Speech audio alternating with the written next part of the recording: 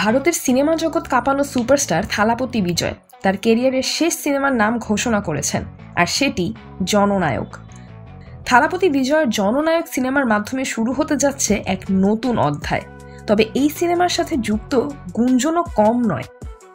এটি তার ক্যারিয়ারের শেষ সিনেমা হতে যাচ্ছে এবং সবচেয়ে চমকপ্রদ ব্যাপার হলো গুঞ্জন উঠেছে যে থালাপতি পারিশ্রমিক হিসেবে নিচ্ছেন 275 কোটি টাকা। এটাই কি ভারতীয় সিনেমার ইতিহাসে সবচেয়ে বেশি পারিশ্রমিক? থালাপতি এখন ভারতীয় সিনেমার সবচেয়ে দামি তারকা।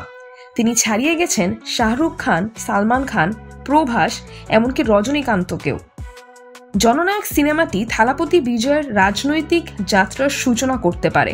তিনি নিজেই এই সিনেমায় একজন রাজনৈতিক নেতার চরিত্রে অভিনয় করছেন এবং সঙ্গেই আছেন জনপ্রিয় অভিনেত্রী পূজা হেগড়ে, মমিতা বাইজু এবং বলিউডের ববি দেওল।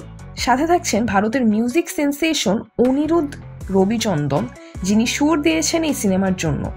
তবে সবচেয়ে বড় খবর হলো থালাপতি বিজয় রাজনীতিতে প্রবেশ করতে যাচ্ছেন। তার দল তামিলাগা ভেটোরি কাজাগম আগামী 2026 সালের তামিলনাড়ু বিধানসভা নির্বাচনে অংশগ্রহণ করবে। থালাপতি বিজয়ের এই যাত্রা কতটা সফল হবে? শীর্ষ তারকার সিনেমার পর কি তিনি রাজনীতির মঞ্চে একই রকম জনপ্রিয়তা পাবেন? সিজরাতুল আভা, ডেইলি আওয়ার, বাংলাদেশ।